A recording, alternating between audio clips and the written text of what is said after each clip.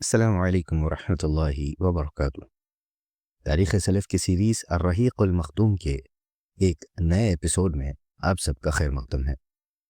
ناظرین، پچھلے ایپیسوڈ میں ہم نے دیکھا کہ کس طرح مکہ کے قبائل نے مظلوموں کی مدد کے لیے حلف الفضول نام کا معاہدہ یعنی ایگریمنٹ کیا تھا۔ اس معاہدے کا پس منظر یہ تھا کہ یمن کے قبیلے زبید کا ایک تاجر مکہ آیا۔ اس نے اپنا سامان آس بن وائل نامی شخص کو بیچا، مگر وہ طاقت کے نشے میں پیسے دینے سے مکر گیا اور اس زبیدی مسافر کا حق مار لیا۔ جب اس مظلوم زبیدی نے مدد کے لیے پکارا تو قریش نے اس ناانصافی کے خلاف یہ اتحاد قائم کیا، جس میں رسول اللہ صلی اللہ علیہ وسلم نے بڑھ چڑھ کر حصہ لیا۔ آج کے اس ایپیسوڈ میں ہم آپ صلی اللہ علیہ وسلم کی جوانی کے اس دور کی بات کریں گے جب آپ صلی اللہ علیہ وسلم کے کردار کی خوشبو سے پورا عرب مہک رہا تھا۔ ہم دیکھیں گے کہ کس طرح حضرت خدیجہ رضی اللہ عنہا نے آپ کی شخصیت سے متاثر ہو کر نکاح کا پیغام بھیجا اور کعبہ کی تعمیر کے وقت ہونے والے ایک بڑے خون خرابے کو آپ صلی اللہ علیہ وسلم نے اپنی حکمت سے روکا۔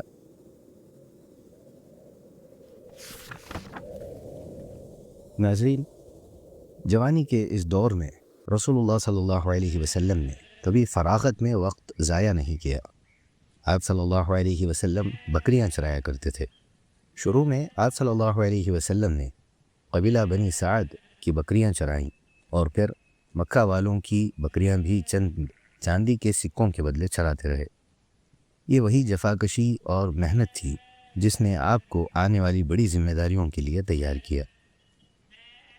جب آپ صلی اللہ علیہ وسلم کی عمر 25 سال ہوئی تو آپ کی سچائی اور امانت کا چرچا پورے مکہ میں تھا۔ قریش کی ایک بہت ہی معزز اور مالدار خاتون تھی جن کا نام حضرت خدیجہ بنت خویلد تھا۔ وہ ایک باعزت تاجرہ یعنی بزنس وومن تھی۔ ان کا طریقہ یہ تھا کہ وہ لوگوں کو اپنا سامان تجارت دیتی تھیں اور منافع میں اپنا حصہ پہلے ہی طے کر لیتی تھی۔ جب انہیں رسول اللہ صلی اللہ علیہ وسلم کی سچائی، امانت اور بلند اخلاق کا پتہ چلا تو انہوں نے ایک پیشکش بھیجی۔ انہوں نے چاہا کہ آپ صلی اللہ علیہ وسلم ان کا مال لے کر ملک شام جائیں اور ان کا غلام میسرہ بھی آپ صلی اللہ علیہ وسلم کے ساتھ جائے۔ انہوں نے یہ بھی وعدہ کیا کہ وہ آپ کو دوسرے تاجروں کے مقابلے میں بہتر اجرت دیں گی۔ آپ صلی اللہ علیہ وسلم نے اس پیشکش کو قبول فرمایا اور میسرہ کے ساتھ شام کے سفر پر روانہ ہو گئے۔ جب رسول اللہ صلی اللہ علیہ وسلم اس تجارتی سفر سے واپس لوٹے تو حضرت خدیجہ رضی اللہ عنہا نے دیکھا کہ اس بار مال میں ایسی برکت اور امانت تھی جو انہوں نے پہلے کبھی نہیں دیکھی تھی۔ ادھر ان کے غلام میسرہ نے آپ صلی اللہ علیہ وسلم کے بلند اخلاق، میٹھے زبان اور کاروباری سچائی کے حیران کن قصے سنائے۔ حضرت خدیجہ رضی اللہ عنہا کی تلاش اب ختم ہو چکی تھی۔ مکہ کے بڑے بڑے سردار ان سے نکاح کے خواہش مند تھے، لیکن انہوں نے سب کو منع کر دیا تھا۔ لیکن اب انہوں نے اپنے دل کی بات اپنی سہیلی نفیسہ بنت منبہ سے کہی۔ نفیسہ نے جا کر رسول اللہ صلی اللہ علیہ وسلم سے بات کی اور آپ صلی اللہ علیہ وسلم راضی ہو گئے۔ آپ نے اپنے چاچاؤں سے اس بارے میں بات کی اور پھر ابو طالب نے حضرت خدیجہ رضی اللہ عنہا کے چاچا سے مل کر رشتہ طے کیا۔ یہ نکاح ملک شام سے واپسی کے 2 ماہ بعد ہوا۔ رسول اللہ صلی اللہ علیہ وسلم نے مہر میں 20 اونٹ دیے۔ اس وقت حضرت خدیجہ رضی اللہ عنہا کی عمر 40 سال تھی۔ وہ نسب، دولت اور عقل کے لحاظ سے اپنے قوم کی سب سے افضل خاتون تھی۔ یہ آپ صلی اللہ علیہ وسلم کی پہلی شادی تھی، اور جب تک حضرت خدیجہ رضی اللہ عنہا زندہ رہیں آپ صلی اللہ علیہ وسلم نے کسی دوسری خاتون سے نکاح نہیں کیا۔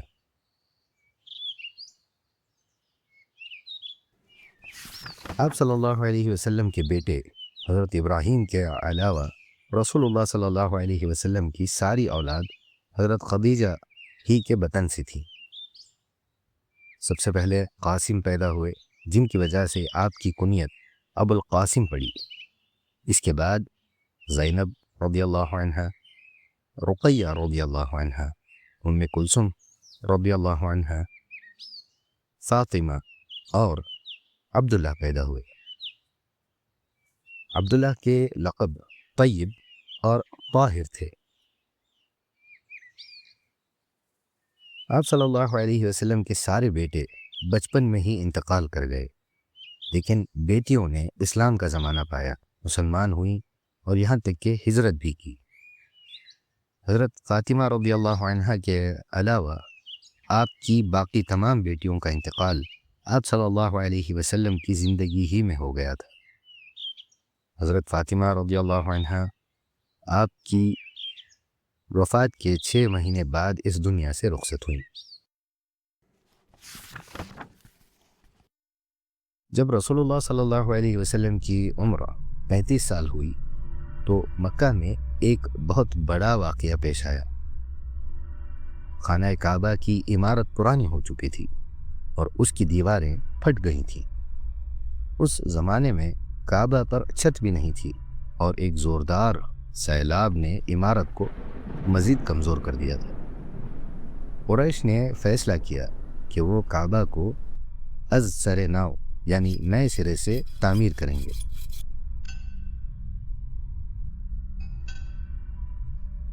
یہاں قریش نے ایک بہت نیک فیصلہ کیا کہ کعبہ کی تعمیر میں صرف حلال پیسہ ہی استعمال کیا جائے گا۔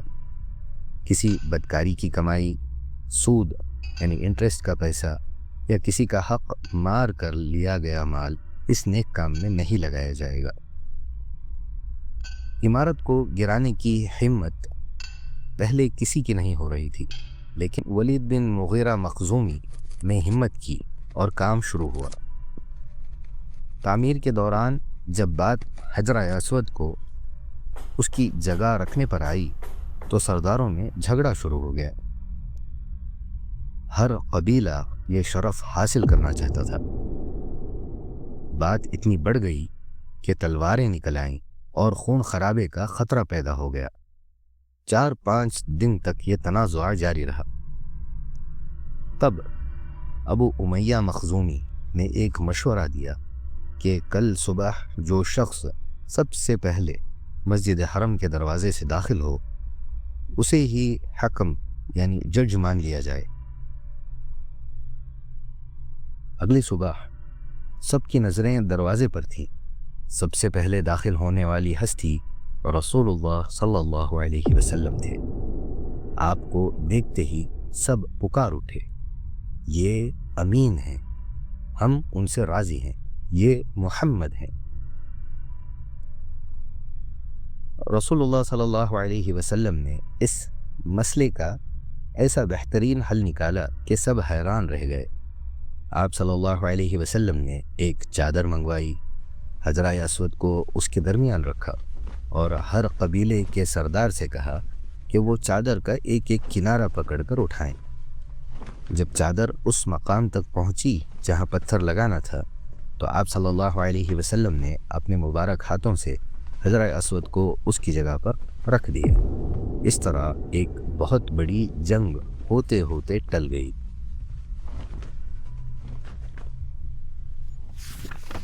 حلال مال کی کمی کی وجہ سے قریش نے کعبہ کی لمبائی تھوڑی کم کر دی تھی۔ وہ حصہ جو تعمیر سے باہر رہ گیا اسے حجر یا حتیم کہا جاتا ہے۔ قریش نے دروازہ بھی زمین سے اونچا رکھا تاکہ ان کی اجازت کے بغیر کوئی داخل نہ ہو سکے۔ اس وقت کعبہ کی بلندی 15 میٹر تھی۔ دروازے کے نیچے جو دہلیز والا حصہ ہے اسے شاذ اور رواں کہتے ہیں. یہ بھی اصل میں کعبہ کا ہی حصہ تھا. رسول اللہ صلی اللہ علیہ وسلم کا بچپن اور جوانی پاک دامنی اور بلند اخلاق کا نمونہ تھی. آپ صلی اللہ علیہ وسلم ہمیشہ خاموشی میں غور و فکر کرتے اور سچائی کی تلاش میں رہتے. آپ نے کبھی شراب کو منہ نہیں لگایا، کبھی بتوں کے میلوں میں شرکت نہیں کی، اور نہ ہی کبھی بتوں کے نام پر ذبح کیا گیا گوشت کھایا. آپ صلی اللہ علیہ وسلم کو ان جھوٹے معبودوں سے اتنی نفرت تھی کہ لات اور عزا کی قسم کھانا بھی آپ کو سخت ناپسند تھا. اللہ تعالی نے آپ صلی اللہ علیہ وسلم کی حفاظت خود فرمائی تھی. رسول اللہ صلی اللہ علیہ وسلم نے خود فرمایا کہ بچپن میں صرف 2 مرتبہ انہیں دوستوں کی طرح مکہ کی محفلوں میں جانے کا خیال آیا، لیکن دونوں مرتبہ اللہ نے راستہ روک دیا. ایک بار آپ صلی اللہ علیہ وسلم مکہ جا رہے تھے کہ راستے میں ایک شادی کی محفل سے باجے کی آواز آئی. آپ بیٹھ کر سننے لگے، مگر اللہ نے آپ صلی اللہ علیہ وسلم کے کان بند کر دیے اور آپ صلی اللہ علیہ وسلم پر ایسی نیند طاری ہوئی کہ سو گئے، اور اگلے دن سورج کی گرمی سے ہی آنکھ کھلی. اللہ نے آپ صلی اللہ علیہ وسلم کو گناہوں کی محفلوں سے ہمیشہ محفوظ رکھا. ایک مرتبہ کعبہ کی تعمیر کے دوران آپ صلی اللہ علیہ وسلم اور آپ صلی اللہ علیہ وسلم کے چاچا عباس رضی اللہ عنہ پتھر ڈھو رہے تھے. حضرت عباس نے کہا کہ چوٹ سے بچنے کے لیے اپنا تہبند کاندھے پر رکھ لیں. جیسے ہی آپ صلی اللہ علیہ وسلم نے ایسا کیا، آپ زمین پر گر گئے اور نگاہیں آسمان کی طرف اٹھ گئیں. افاقہ ہوتے ہی آپ نے پکارا، میرا تہبند، میرا تہبند. آپ صلی اللہ علیہ وسلم کو فوراً ڈھکا گیا. اللہ کو یہ پسند نہیں تھا کہ آپ کے جسم کا کوئی حصہ بھی برہنہ یا ظاہر ہو. رسول اللہ صلی اللہ علیہ وسلم اپنی قوم میں سب سے زیادہ خوش اخلاق، سب سے زیادہ سچے اور سب سے بڑے امانت دار مشہور تھے. اسی لیے پورے مکہ نے آپ کا نام امین رکھا تھا. حضرت خدیجہ رضی اللہ عنہا فرماتی تھیں کہ آپ صلی اللہ علیہ وسلم کمزوروں کا بوجھ اٹھاتے تھے، غریبوں کی مدد کرتے ہیں، مہمانوں کی خاطرداری کرتے ہیں اور حق کا ساتھ دیتے ہیں. یہ تھی وہ مبارک زندگی جو نبوت کے عظیم منصب کے لیے تیار ہو رہی تھی. اگلے ایپیسوڈ میں ہم دیکھیں گے کہ کس طرح غار حرا میں پہلی وحی نازل ہوئی اور نبوت کا سورج طلوع ہوا. ناظرین، امید ہے کہ آج کی یہ ایپیسوڈ آپ کے ایمان کو تازہ کرنے کا ذریعہ بنی ہوگی. اگر آپ کو ہماری یہ کوشش پسند آئی ہے تو ویڈیو کو لائک ضرور کریں اور دوسروں کے ساتھ شیئر کرنا نہ بھولیں. جزاکم اللہ خیراً. السلام علیکم ورحمۃ اللہ وبرکاتہ.